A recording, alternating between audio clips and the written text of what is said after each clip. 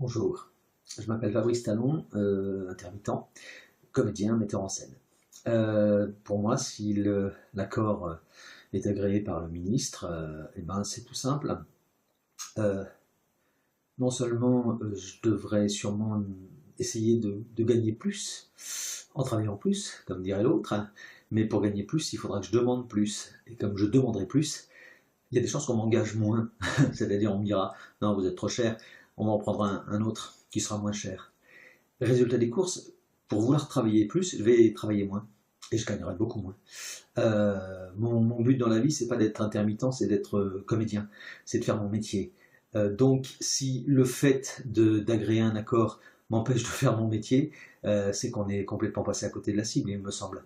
Voilà, je trouve que toutes les propositions du comité de suivi étaient vraiment parfaites dans les deux sens, autant pour le patronat que pour tous les syndicats de travailleurs, et que c'était très intéressant.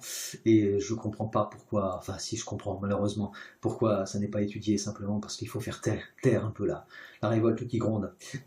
Si l'accord est agréé, je vivrai comme tout le monde, je me débrouillerai comme tous les autres, et puis j'essaierai, bon an mal an, de me débrouiller, comme on le fait depuis toujours, comme moi je le fais depuis 25 ans maintenant, et j'en ai un peu marre d'essayer de me débrouiller, je voudrais bien juste vivre. Voilà, merci, bon courage, et ce n'est qu'un combat, continuons le début.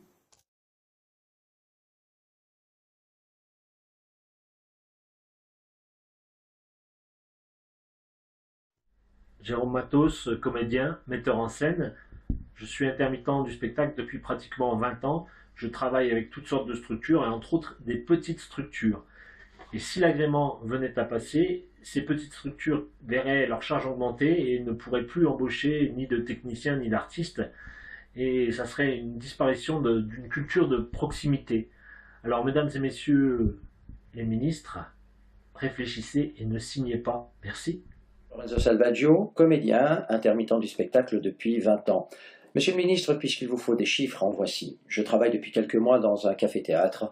À raison de 3 représentations par semaine, je touche 50 € par représentation, ce qui me donne 150 € de salaire par semaine et donc 600 € par mois. Je touche un complément de 800 € par les acédiques, donc j'ai 1400 € par mois pour vivre. À ce prix-là, monsieur le ministre, je ne me considère pas comme un privilégié ou même comme un fainéant, puisque nous travaillons, nous répétons à la maison, nous répétons sur scène et toutes ces heures ne sont pas rémunérées.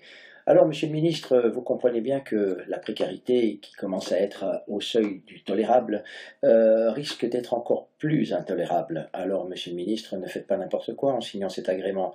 Écoutez ce qu'on vous demande, écoutez ce qu'on vous dit. Nous avons des choses à dire, alors ne faites pas la sourde oreille.